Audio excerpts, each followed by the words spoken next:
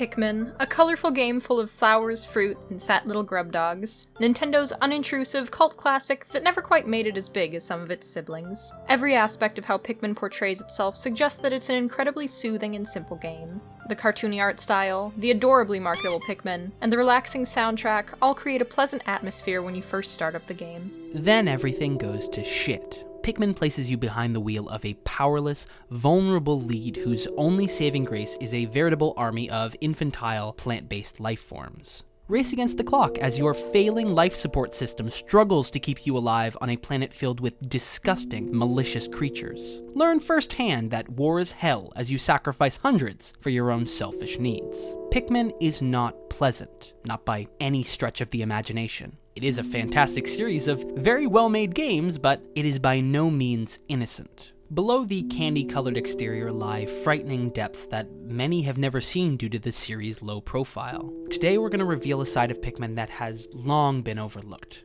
Between the premise, mechanics, and atmosphere, Pikmin can be considered a survival horror game. That might seem like a crazy assertion, but trust us when we say we've got plenty of evidence to back that statement up. First and foremost, however, we need to discuss survival horror to give you a better idea of what we're talking about. The very first game to adopt the term survival horror was Capcom's Resident Evil in 1996. When loading up the game, players would be met with a black screen with white writing near the bottom that read, "Enter the survival horror." It was from this, what was essentially an ominous message on a loading screen, that survival horror as a genre was born, becoming inherently tied to Resident Evil and similar titles. So what is it exactly? What differentiates games of this genre from traditional horror games? The answer is simple. It's in the name. It's all about survival. No, these games don't expect you to rough it in the wild, foraging for berries and hunting with a spear, but they do very much expect you to survive. This means the world will be against you as you lead a vulnerable character through a world teeming with creatures that are out to get you. Games like this don't expect you to mow through hordes of monsters like it's nothing, however. Your trek through a given scenario is gonna be messy, and you might just make it through by the skin of your teeth. What matters is that you get through the situation alive. Sometimes you're trying to investigate a mansion full of pathological zombies. Other times you just want to escape a haunted town full of nightmares. Either way, you find yourself in an unfortunate situation that tests the limits of your resolve, prompting you to try and survive. Well, what about the horror? Excellent question. Horror is still an incredibly important aspect of these games, one that cannot be undermined. For all the action and puzzling you may face throughout a game's runtime, the general horrific ambiance still needs to bleed through, reminding you that this is not a game about comfort. It's about being unsettled, uneasy in a foreign location that you desperately want to escape. Most of these titles rely on more traditional horror tropes, pitting you against zombies or other stereotypical creatures you might have heard described in Monster Mash. Keeping things spooky by dimming the lights and having the Wolfman show up definitely helps on the surface, but a true survival horror game knows how to elicit a different kind of fear altogether. See, Resident Evil and similar titles are built around a philosophy of using gameplay as a source of anxiety. When you strip away the zombies and the dark halls of the Spencer Mansion, RE is just a game about numbers and managing those numbers. Jill, for instance, starts the game with 8 inventory slots, 2 of which are occupied by a pistol and a knife. The pistol has 15 bullets, and the knife is, well, a knife, so you can use it as much as you'd like. The Spencer Mansion is teeming with undead creatures, all of which are incredibly deadly in close quarters, so using your pistol is preferred. But ammo isn't infinite. Clips with more bullets are fairly sparse, so as a player, you need to conserve ammunition and choose which battles you want to fight. Though sometimes you don't have the luxury of choosing. Sometimes you're dropped in an unexpected situation that requires you to use more bullets than you should, making the next encounter all the more stressful because you might not have enough bullets to protect yourself. The game does this with countless other resources.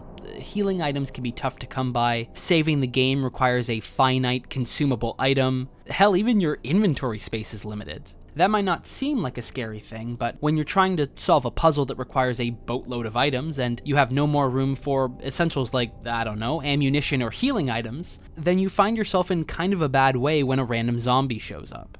Horror games, and horror in general, thrive on this notion of powerlessness. By limiting your resources in a game that is already tricky, you end up feeling the full brunt of that vulnerability. What's worse, you can never really predict what's going to happen as you explore the unknown. Resident Evil is a shining example of this, as the game not only features sprawling, maze-like areas with surprise attacks from enemies, but it limits another crucial resource of the player: camera control. By having a fixed camera, it becomes almost impossible to predict what's up ahead, looming around a corner or sitting in the darkness of a room just out of sight. By effectively framing a scene with a camera, and thereby limiting visibility, survival horror games like Resident Evil manage to create much more tense scenarios for the player.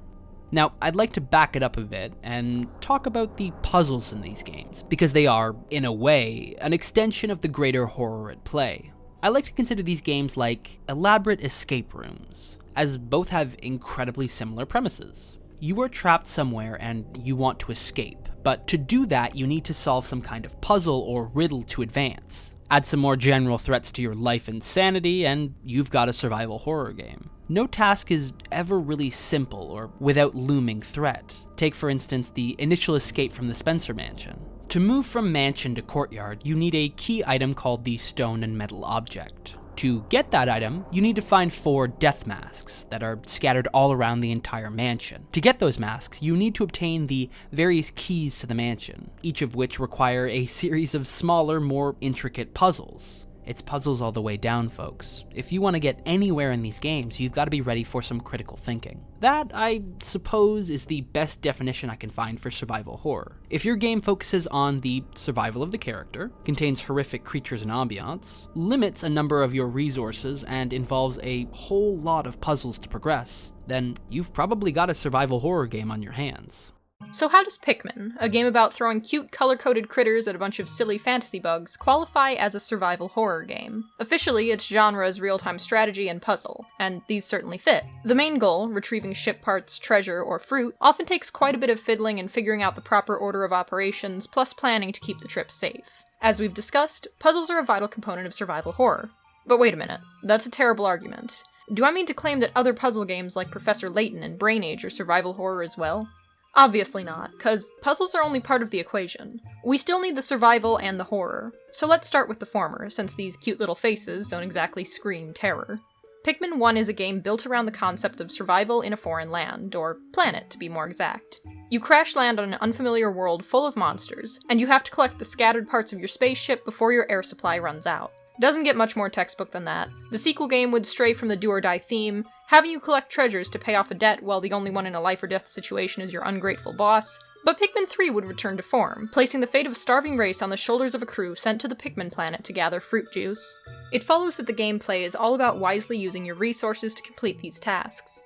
This is a place where we can draw comparisons to other survival horror games, like the aforementioned Resident Evil series. Except, it's not a matter of giving Olimar a gun and keeping him stocked with ammo. In Pikmin, your main resource is, well, Pikmin. Most of the gameplay centers around using your current Pikmin to propagate more and increase your total resource pool. But there's always a limit. While you can keep adding new Pikmin to the onions until the cows come home, you can only have 100 on the overworld at any time. A number that seems great and unstoppable until you realize where the actual challenge of the game lies. You're managing 100 independent AI units at a time, and sure, they follow your commands, but they're also specifically coded to be fallible. Each Pikmin is a separate entity in a clumsy cluster. You have precise control over Olimar, but your Pikmin are further down the wire, effectively making it a game of telephone. The strongest, fastest Pikmin will follow immediately behind you and obey orders well, but those slower and further back will get caught on corners or fall prey to monsters that come from an angle. Tilting the C-stick allows you better command over your little army, but you can only command them as a group, making complex orders beyond move left and move right impossible. Pikmin is a game where you fight to maintain order just as much as you fight burrowing snagrets. It nails the feeling of being responsible for a large cluster of individual units. Things will be going well, but there's always the chance a Pikmin might trip, or a surprise might spook your party into disarray, or you might tap the C-stick just a little too hard, causing your Pikmin to pass into a poison trap. Sure, it's easy enough to replenish your Pikmin reserves, but the realistic fallibility of the scenario is ever present and makes playing much more difficult than it may appear on the surface. Excelling at Pikmin is a precise war that requires a calm mind, sure, subtle action, and a knowledge of the enemy. If you relax and assume 100 Pikmin will protect you, you're likely to come at a Bulbax from the wrong angle and, oh god, it just ate so many. Oh, their little ghosts are crying.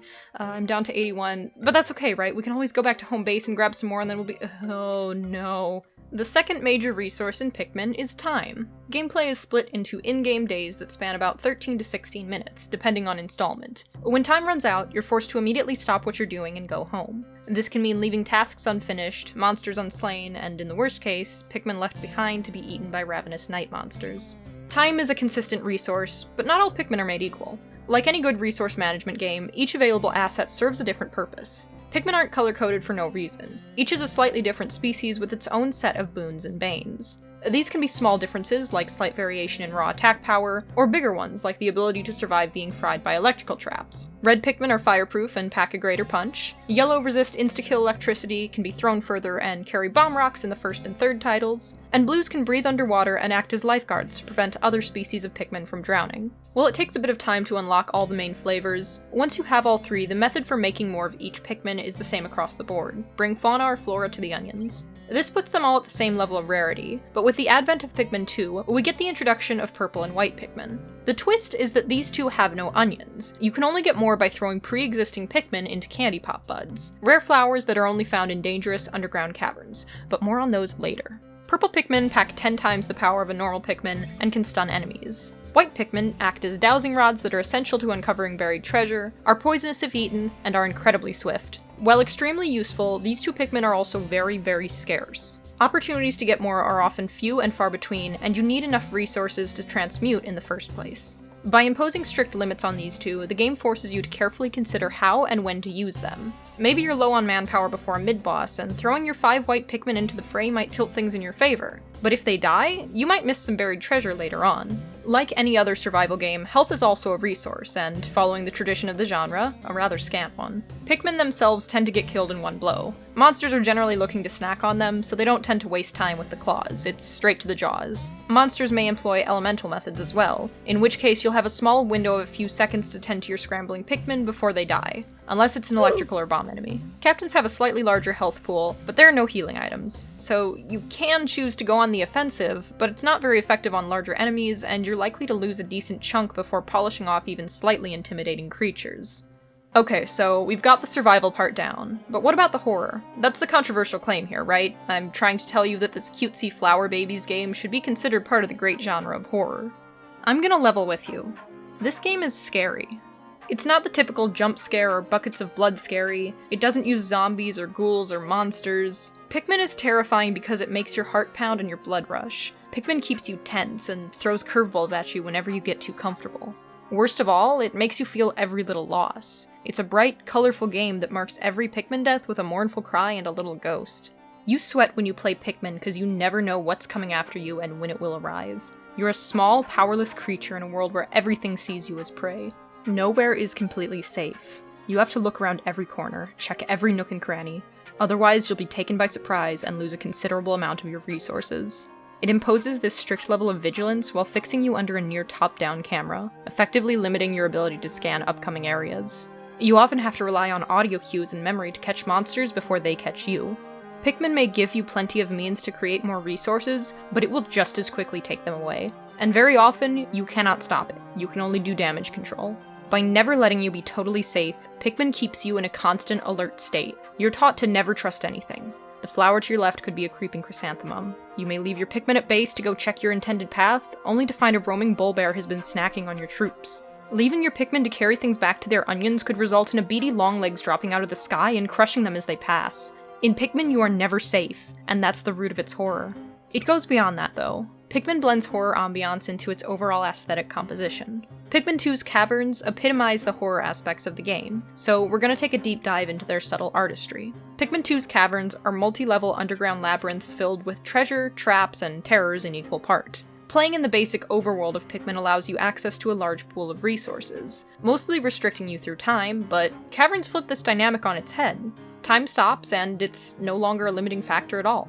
But there's a catch. You only get the Pikmin you bring in. You have to decide your team composition in advance based on a few hazard warnings. Then, you dive in and you hope for the best. 99% of the time, you won't have access to any more Pikmin until you beat the cavern or flee, and when you do get the rare chance to replenish your numbers, it will be in small bursts, often with risks attached. The tight spaces and narrow pathways make running from or circumventing danger difficult, especially when caverns are packed with so many enemies. Some caverns feature open air levels where the player is subjected to wall boundaries, but flying monsters aren't. The threat these enemies pose is exponentially increased when, in an attempt to attack, you realize you can easily throw your Pikmin over the level and into the abyss. Open air isn't the only elemental threat added to the underground, though. Hazard traps block pathways, making every little mistake edge you closer to failure. Passing through invisible triggers will cause boulders, bombs, and monsters to fall from the sky, throwing you into disarray and further threatening your resources. The only warning you're given is the whistle of something falling and a shadow growing larger around where you stepped. Making a small mistake here can cut your numbers in half instantly. If the overworld was constantly dangerous, caverns are constantly deadly, maintaining and heightening the alert state the game puts you in. They won't let you get comfortable either, oh no. Every level of a cavern has a set mix of ingredients, but the layout is scrambled each time you enter.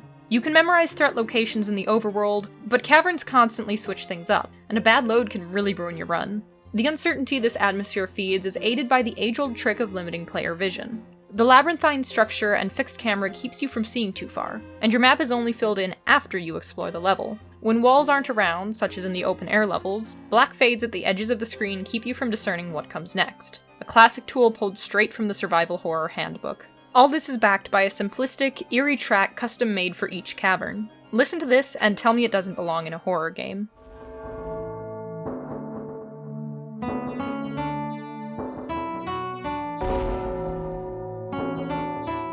Pikmin utilizes a dynamic soundtrack too, which means the composition of the BGM matches the action on screen.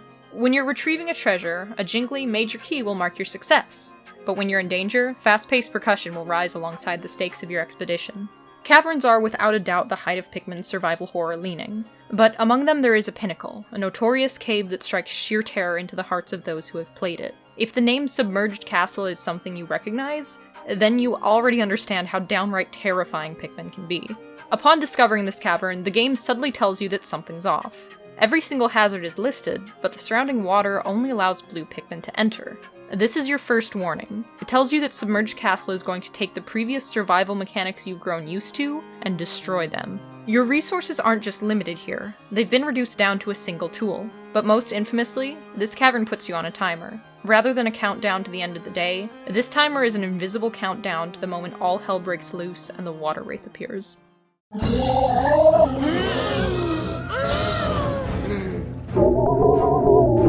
The water wraith is an enemy unlike anything you'll have ever seen. It is completely immune to attacks, it can crush your entire Pikmin squad in seconds, and it homes in on the active captain.